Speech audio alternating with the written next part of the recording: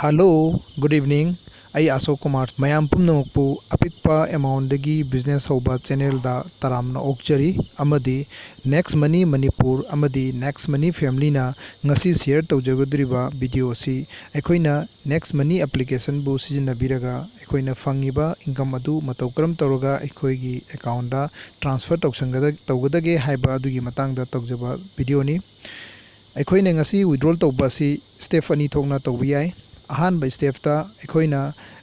IMPS natraga withdrawal tawba haibadi aikoigi application da makhagi da angangba machuda withdrawal thariba sida aikoina click tawraga transfer tawba yagani masida aikoigi 1% charge hoina kakani ani suba step ta aikoina redeem transfer tawsanba yai haibadi aikoigi wallet hangbiraba matungda mathak thangba yeta red color da redeem hairibasida nambiraga transfer tawchamba yai masi numit ani natrak humda aikoigi account ra adumak transaction lakani aduga makha thangba blue color plus ki nisana si nambiraba matungda aikoina account aikoigi bank detail asi hana aikoina aikoigi amount adu aikoigi account da transaction tawdringagi mamangda aikoina account detail asi fill up tawbiba darkar hoigani mayamna aikoigi account fill up tawba matamda pakatpa amadi yamna chingnaba ama yawi masi mayamna tawbiganu aikoina aikoigi account adu aikoida detail sing amadi OTP adu aikoina enter tawdri fawba aikoigi account dagi kanagumba amatana paisa lokthokpa ngamoi ahanbada aikoina khwaidagi first ta aikoigi IFSC code asi enter tawbiro aduga IFSC code adu aikoina verify amtang tawbiro verify yaraba matungda aikoina Isagi ming adu amuk mention biro aduga account number su menbiro loinana aikoigi account type habadi aigi account adu karamba makhalgi account type no aduga bank address na singba aduga aikoigi pan card number adu aikoina enter tawbiro adugi matungda bank detail adu upload tawbiro hojik ahanbada withdrawal natraga IMPS ki matang da haijege withdrawal adu nambiro adugi matungda kanagumbana pin generate tawbiba taragadi pin adu nambiro adu tawdaba taragadi mathanda hangagani aduga karigumma kanda aikoina aikoigi server da down tawba taragadi smain irakani adu aikoina okay si tawbiraga makhagi step adu changbiro adugi matungda new money transfer sida nambiro adugi makha tarakpada aikoina aikoigi bank da register tawba mobile number adu nambiro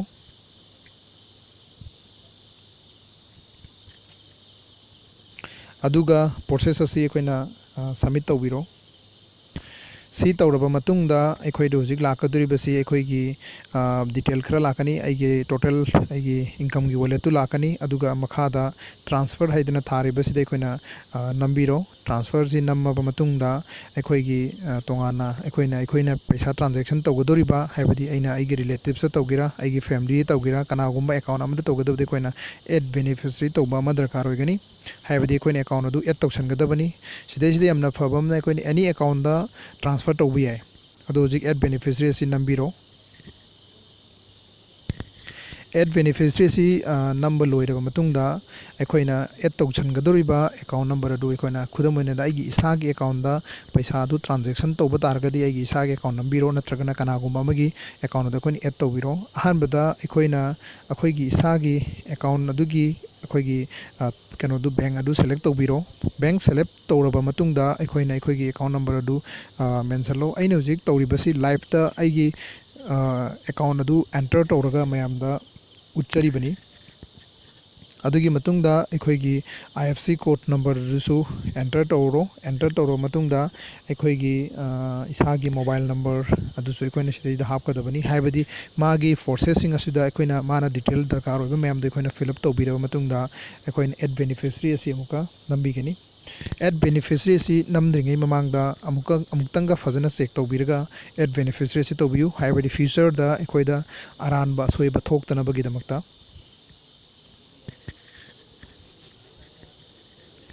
adugi makha tarakpada aikoina add beneficiary asi namaga magi process asi aikoigi haibadi aikoigi account number adu sidai add tawragani aduga add tawriba account number adu aikoina select tawbiraba matungda aikoina apamba keno du aikoigi amount adu income adu dagi aikoina wallet yawba income adu aikoina kaya transfer tawgadabano haibadu aikoina ibiraga aikoina keno tawba yargani hoji adugi process adu lae sidai hojik aina hojik mengribा aina add tawgriba aigi account number do hojik select tawjare ꯑꯗꯨꯒꯤ ꯃꯇꯨꯡ ꯇꯥꯔꯛꯄꯗ ꯍꯧꯖꯤꯛ ꯂꯥꯛꯏꯕꯁꯤ ꯑꯩꯈꯣꯏ ꯁꯦꯟ money ꯇꯧꯒꯗꯣꯔꯤꯕꯅꯤ ꯑꯗꯨꯅ ꯑꯩꯒꯤ ꯏꯟꯀꯝꯗ ꯂꯩꯕ ꯋꯥꯂꯦꯠꯇꯨꯗ ꯂꯩꯔꯤꯕ ꯄꯩꯁꯥꯗꯨꯗꯒꯤ ꯑꯩꯅ ꯃꯦꯟꯕ ꯇꯥꯔꯦ ꯍꯧꯖꯤꯛ ꯂꯨꯄꯥ 500ꯒ ꯑꯃ ꯃꯦꯟꯖꯔꯦ ꯑꯗꯨꯒ ꯑꯩꯅ ꯍꯧꯖꯤꯛ ꯁꯦꯟ ꯃꯅꯤ ꯑꯁꯤ ꯇꯧꯒꯅꯤ ꯌꯥꯝꯅ ꯊꯨꯕ ꯄ꯭ꯔꯣꯁꯦꯁꯅꯤ ꯋꯤꯊꯤꯟ 1 ꯁꯦꯀꯦꯟꯒꯤ ꯃꯅꯨꯡꯗ ꯑꯩꯒꯤ ꯑꯦꯀꯥꯎꯟꯗ ꯀ꯭ꯔꯦꯗꯤꯠ ꯇꯧꯒꯅꯤ ꯍꯧꯖꯤꯛ ꯑꯩꯒꯤ ꯄꯤꯟ ꯅꯝꯕꯔꯗꯣ ꯑꯩꯅ ꯖꯦꯅꯦꯔꯦꯠ ꯇꯧꯕ ꯃꯇꯨꯡ ꯄꯤꯟ ꯅꯝꯕꯔꯗꯣ ꯑꯦꯟꯇꯔ ꯇꯧꯒꯅꯤ ꯀꯅꯥꯒꯨꯝꯕ ꯄꯤꯟ ꯅꯝꯕꯔ ꯑꯦꯟꯇꯔ ꯇꯧꯗꯕ ꯇꯥꯔꯒꯗꯤ ꯑꯗꯨꯝ ꯆꯠꯈ꯭ꯔꯒꯅꯤ ꯁꯤꯗꯩꯁꯤꯗ ꯀꯟꯐꯥꯔꯃꯦꯁꯟ ꯃꯦꯁꯦꯖ ꯑꯃ ꯂꯥꯛꯑꯦ ꯍꯥꯏꯕꯗꯤ ꯂꯨꯄꯥ 500ꯒ ꯑꯃꯁꯤ ꯑꯩꯅ ꯀꯟꯐꯥꯔꯝ ꯑꯣꯏꯅ ꯑꯩ ꯁꯦꯟ ꯇꯧꯕ ꯄꯥꯝꯕ꯭ꯔꯥ ꯍꯥꯏꯕꯗꯨ ꯃꯦꯁꯦꯖ ꯑꯃ ꯂꯥꯛꯑꯦ ꯁꯦꯟꯗꯨ ꯅꯝꯕꯤꯔꯣ ꯁꯤ ꯅꯝꯕ ꯃꯇꯨꯡꯗ ꯍꯧꯖꯤꯛ ꯏꯔꯤꯕꯁꯤ ꯑꯩꯈꯣꯏꯒꯤ ꯇ꯭ꯔꯥꯟꯁꯐꯔ ꯇꯧꯕ ꯈꯨꯗꯤꯡꯒꯤ ꯆꯥꯔꯖ ꯑꯣꯏꯅ ꯂꯨꯄꯥ 5 ꯑꯃ ꯄ꯭ꯂꯁ ꯑꯩꯈꯣꯏꯒꯤ 1% ꯑꯃ ꯀꯛꯀꯅꯤ ꯍꯥꯏꯕꯗꯨ ꯍꯥꯏꯕꯅꯤ ꯑꯦꯅꯤ ꯇ꯭ꯔꯥꯟꯁꯐꯔ ꯇꯧꯕ ꯈꯨꯗꯤꯡꯒꯤ ꯑꯗꯨꯒ ꯀꯝꯄꯅꯤꯗꯒꯤ ꯁꯛꯁꯦꯁꯐꯨꯜꯒꯤ ꯃꯦꯁꯦꯖ ꯑꯃꯁꯨ ꯂꯥꯛꯑꯦ ꯍꯧꯖꯤꯛ ꯃꯦꯁꯦꯖꯁꯤ ꯑꯃꯨꯛꯇꯪ ꯍꯥꯡꯉꯒ ꯄꯥꯔꯒ ꯌꯦꯡꯁꯤ ꯌꯥꯝꯅ ꯐꯖꯕ ꯀꯩꯅꯣꯅꯤ ꯋꯤꯊꯤꯟ 1 ꯁꯦꯀꯦꯟꯕꯨ ꯐꯥꯗꯦ ꯌꯦꯡꯉꯨ ꯌꯥꯝꯅ ꯊꯨꯅ ꯂꯥꯛꯑꯦ ꯁꯤꯗꯩꯁꯤꯗ ꯊꯥꯔꯒ ꯂꯥꯛꯑꯦ You have sent 501 to Samuksam Ashok Kumar Singh ꯑꯩꯒꯤ ꯃꯤꯡꯗ ꯑꯩꯒꯤ ꯂꯨꯄꯥ 500ꯒ ꯑꯃꯁꯤ ꯁꯦꯟ ꯇꯧꯈ꯭ꯔꯦ ꯍꯥꯏꯗꯨꯅ ꯃꯣꯏꯅ ꯀꯟꯐꯥꯔꯃꯦꯁꯟ ꯃꯦꯁꯦꯖ ꯑꯃ ꯊꯥꯔꯦ ꯌꯥꯝꯅ ꯊꯨꯕ ꯑꯩꯈꯣꯏ ꯁꯦꯀꯦꯟ ꯑꯃꯐꯥꯎ ꯆꯪꯗꯕ ꯑꯗꯨꯒ ꯀꯝꯄꯅꯤꯒꯤ ꯑꯦꯄ꯭ꯂꯤꯀꯦꯁꯟꯒꯤ ꯃꯅꯨꯡꯗꯁꯨ ꯑꯩꯒꯤ ꯂꯨꯄꯥ 500ꯒ ꯑꯃ ꯂꯥꯛꯄ ꯁꯛꯁꯦꯁꯐꯨꯜ ꯑꯣꯏꯕ ꯑꯗꯨ ꯍꯧꯖꯤꯛ ꯃꯌꯥꯝꯅ ꯎꯕꯤꯔꯦ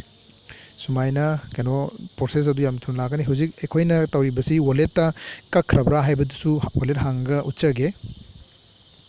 ꯑꯩꯒꯤ ꯋꯥꯂꯦꯠꯇ ꯍꯧꯖꯤꯛ ꯂꯩꯔꯤꯕꯁꯤꯗꯒꯤ ꯌꯦꯡꯉꯣ ꯂꯨꯄꯥ 500ꯒ ꯑꯃ ꯍꯧꯖꯤꯛ ꯈꯨꯗꯛꯇ ꯋꯥꯂꯦꯠꯇꯁꯨ ꯎꯠꯂꯦ ꯍꯥꯏꯕꯗꯤ ꯂꯨꯄꯥ 500ꯒ ꯑꯃ ꯑꯩꯒꯤ ꯋꯥꯂꯦꯠ ꯏꯟꯀꯝꯗꯒꯤ ꯃꯥꯏꯅꯁ ꯇꯧꯈ꯭ꯔꯦ ꯑꯅꯤꯁꯨꯕ ꯄ꯭ꯔꯣꯁꯦꯁꯇ ꯑꯩꯈꯣꯏꯅ ꯔꯤꯗꯤꯝ ꯇ꯭ꯔꯥꯟꯁꯐꯔ ꯇꯧꯕ ꯍꯥꯏꯕꯗꯤ ꯑꯩꯈꯣꯏꯒꯤ ꯑꯦꯄ꯭ꯂꯤꯀꯦꯁꯟꯗ ꯎꯔꯤꯕ ꯑꯁꯤꯗꯩꯁꯤꯗ ꯔꯦꯗ ꯀꯂꯔ ꯌꯦꯠ ꯊꯪꯕꯒꯤ ꯁꯤꯗꯩꯁꯤꯗ ꯔꯤꯗꯤꯝ ꯏꯔꯤꯕꯁꯤꯗ ꯑꯩꯈꯣꯏꯅ ꯅꯝꯕꯤꯔꯒ ꯃꯁꯤꯒꯤ ꯄ꯭ꯔꯣꯁꯦꯁ ꯑꯃ ꯇꯧꯒꯗꯕꯅꯤ ꯃꯁꯤꯁꯨ ꯌꯥꯝꯅ ꯊꯨꯕ ꯌꯥꯝꯅ ꯂꯥꯏꯕ ꯄ꯭ꯔꯣꯁꯦꯁꯅꯤ ꯑꯗꯨꯕꯨ ꯃꯁꯤꯗ ꯀ꯭ꯔꯦꯗꯤꯠ ꯇꯧꯕꯗ ꯅꯨꯃꯤꯠ 2 ꯅꯠꯇ꯭ꯔꯒ 3 ꯆꯪꯒꯅꯤ ꯑꯩꯈꯣꯏꯅ ꯔꯦꯗ ꯀꯂꯔꯁꯤ ꯔꯤꯗꯤꯝ ꯍꯥꯏꯕ ꯊꯥꯔꯤꯕꯁꯤꯗ ꯅꯝꯕꯤꯔꯣ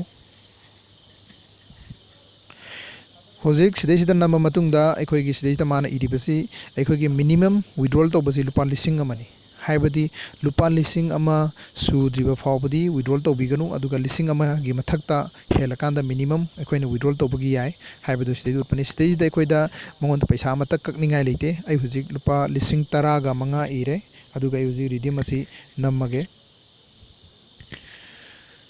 ꯌꯥꯝꯅ ꯊꯨꯅ ꯄ꯭ꯔꯣꯁꯦꯁ ꯑꯁꯤ ꯁꯛꯁꯦꯁꯐꯨꯜ ꯑꯣꯏꯒꯅꯤ ꯍꯧꯖꯤꯛ ꯁꯛꯁꯦꯁꯐꯨꯜ ꯊꯥꯔꯛꯈ꯭ꯔꯦ ꯊꯥꯔ ꯃꯇꯨꯡꯗ ꯍꯧꯖꯤꯛ ꯑꯩꯒꯤ ꯋꯥꯂꯦꯠꯇ ꯍꯥꯡꯉꯒ ꯃꯌꯥꯝꯗ ꯑꯃꯨꯛ ꯎꯠꯆꯒꯦ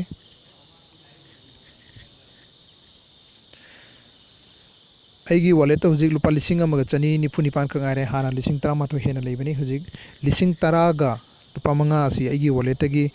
ꯗꯤꯗꯛꯁꯟ ꯇꯧꯈ꯭ꯔꯦ ꯀꯛꯈ꯭ꯔꯦ ꯑꯗꯨꯒ ꯃꯁꯤ ꯍꯌꯦꯡ ꯅꯠꯇ꯭ꯔꯒ ꯍꯥꯡꯆꯤꯠ ꯐꯥꯎꯕꯒꯤ ꯃꯅꯨꯡꯗ ꯌꯧꯔꯛꯒꯅꯤ